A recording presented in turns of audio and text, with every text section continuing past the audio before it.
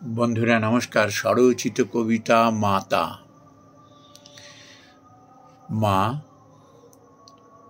আমার হাতে যেদিন প্রথম বিড়ি উঠেছিল তুমি দেখে ফেলেছিলে, বলেছিলে বিড়িতে যদি তোর শরীর স্বাস্থ্যের উন্নতি হয়, মনে শান্তি মেলে,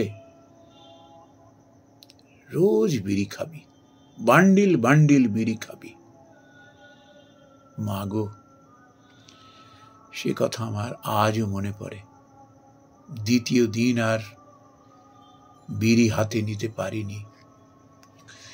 মা গো, সকাল থেকে সন্ধ্যা পর্যন্ত তুমি ঘরের সমস্ত কাজ করতে, তোমার যেন কোনো ক্লান্তি ছিল না। মুখের হাসি কখনো ম্লান হতে দাওনি। সবাইকে খেতে দিয়ে তুমি অভুক্ত থাকতে। জিজ্ঞাসা করলে বলতে, আমি তো খেয়ে নিয়েছি। সে কথা আজও মনে পড়ে। মা গো,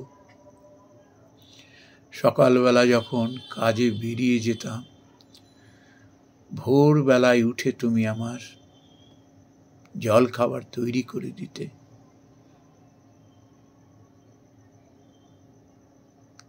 আমি সেটি নিয়ে কারখানায় যেতাম ঠিক সময়ে। রাতে না ফেরা পর্যন্ত তুমি অপেক্ষা করে বসে থাকতে, হারিকেনের আলো জ্বালিয়ে, না খেয়ে। আমার সামনে বসে তুমি আমাকে খাওয়াতে।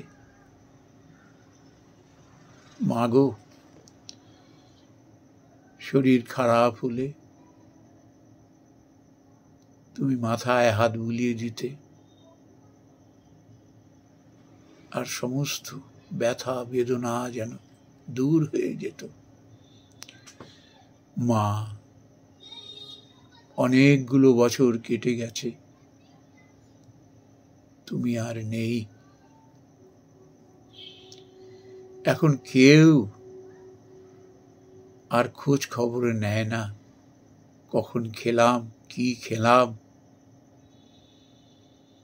কারখানা থেকে ফিরে আসার পরে কেউ জিজ্ঞাসা করে না,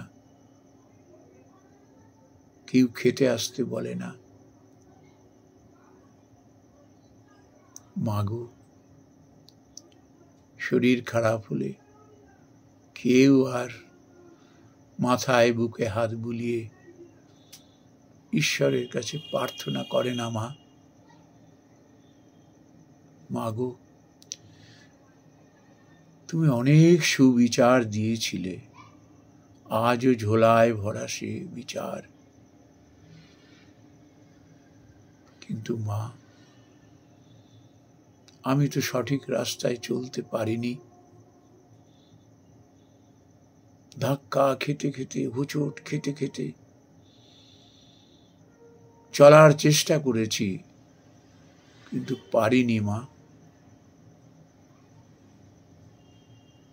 আমার ঝোলায় ভরা তোমার সেই সুবিচার এখন আমি যত্ন করে রেখেছি। যদি আমার উত্তরসূরিরা সেটি ধরে ঠিক পথে এগিয়ে যেতে পারে, আমার মতো ঠোকর খেতে খেতে, হোঁচট খেতে খেতে যেন ক্লান্ত না হয়ে পড়ে। মা গো, তোমায় খুব মনে পড়ে। দাঁত থাকতে দাঁতের মর্যাদা বুঝিনি মা, এখন বুঝি। মা গো, তুমি সাক্ষাৎ দেবী।